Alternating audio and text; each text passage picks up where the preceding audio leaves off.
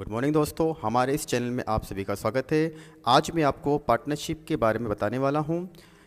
Partnership को समझने के पहले पार्टनरशिप एक्ट 1932 के सेक्शन 4 ने पार्टनरशिप को किस प्रकार से डिफाइन किया हुआ उसको हम यहाँ पर समझते हैं। तो भारतीय साझेदारी अधिनियम 1932 की धारा 4 के अनुसार साझेदारी उन व्यक्तियों के मध्य पारस्परिक संबंध है जो किसी ऐसे व्यवसाय के लाभों को बांटने के लिए सहमत हुए हैं जिसका संचालन उन सभी के द्वारा या उन सभी की ओर से किसी एक के द्वारा किया जाता है। ये जो डेफिनेशन है ये पार्टनरशिप एक्ट 1932 के सेक्शन 4 के द्वारा बताई गई है। अब इस डेफिनेशन को यदि हम यहाँ पर अच्छे से समझना चाहते हैं तो हमको इस डेफिनेशन को अलग अलग पार्ट में समझना होगा। फॉर एग्जाम्पल, सबसे पहले हमारे सामने फर्स्ट पॉइंट आता है कि व्यक्तियों के मध्य पारस्परिक संबंध। पारस्परिक संबंध का मतलब ये होता है कुछ व्यक्ति मिलकर के किसी कार्य को करने के लिए आपस में इकट्ठे होते हैं, आपस में सहमत होते हैं। व्यवसाय के लाभों को बांटने के लिए सहमत होना। अब सबसे पहले वो आपस में एकत्रित क्यों होते हैं? क्योंकि वो आपस में किसी व्यवसाय को करना चाहते हैं और उस व्यवसाय के लाभों को आपस में बांटना चाहते हैं।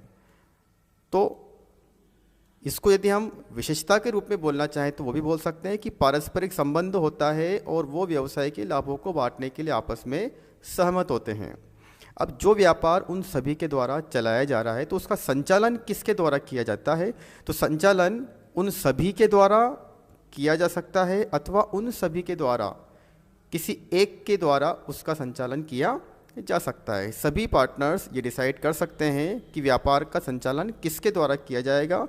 या तो सभी पार्टनर्स मिलकर के व्यापार संचालित कर सकते हैं अथवा उन सभी के द्वारा ये निर्णय लिया जा सकता है कि किसी एक के द्वारा व्यापार को संचालित किया जा सकता है। साझेदारी के अंदर जो व्यक्ति शामिल होते हैं उन व्यक्तियों को यदि हम व्यक्तिगत रूप से बोलना चाहें तो उसको बोलते हैं साझेदार, और सभी व्यक्तियों को यदि हम एक साथ सामूहिक रूप से बोलना चाहें तो उसको फर्म के रूप में बोला जा सकता है। जिस नाम से सभी साझेदार अपना व्यापार चलाते हैं उसे फर्म का नाम कहा जाता है। एक उदाहरण के माध्यम से मैं आपको ये समझाना चाहता हूँ। जैसे XYZ के नाम से साझेदारी फर्म की स्थापना करते हैं। वे सीमेंट का व्यापार करने के लिए आपस में सहमत होते हैं। व्यापार का संचालन Y के द्वारा किया जाएगा एंड फर्म के लाभों को 3:2:1 के अनुपात में विभाजित किया जाएगा। अब यदि हम इस एग्जाम्पल को इस डेफिनेशन के रूप में समझना चाहते हैं तो देखिए, सबसे पहले X, Y एंड Z ये तीनों क्या कहलाएंगे यहाँ पर? ये तीनों यहाँ पर साझेदार कहलाते हैं। इन्हीं तीनों को सामूहिक रूप से यहाँ पर क्या बोला जाता है? इन्हीं तीनों को सामूहिक रूप से यहाँ पर फर्म बोला जाएगा। फर्म का एक नाम होता है, हमारे इस उदाहरण में फर्म का नाम है XYZ। अब इन तीनों ने आपस में इस फर्म की स्थापना क्यों की? क्योंकि वो सीमेंट का व्यापार करना चाहते हैं। तो व्यापार करने का उद्देश्य क्या है? व्यापार करने का उद्देश्य है कि वो लाभ कमाना चाहते हैं और लाभों को आपस में बांटना चाहते हैं। इसके बाद जो लाभ है उस लाभ को वो तीनों आपस में एक निर्धारित अनुपात में बांटना चाहते हैं और वो अनुपात 3:2:1 के रूप में निर्धारित किया गया है।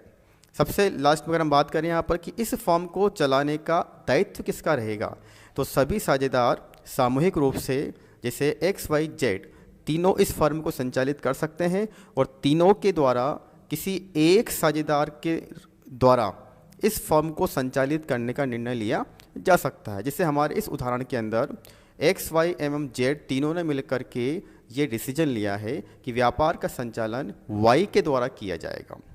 तो दोस्तों, इस प्रकार हमें यहाँ पर पार्टनरशिप एक्ट के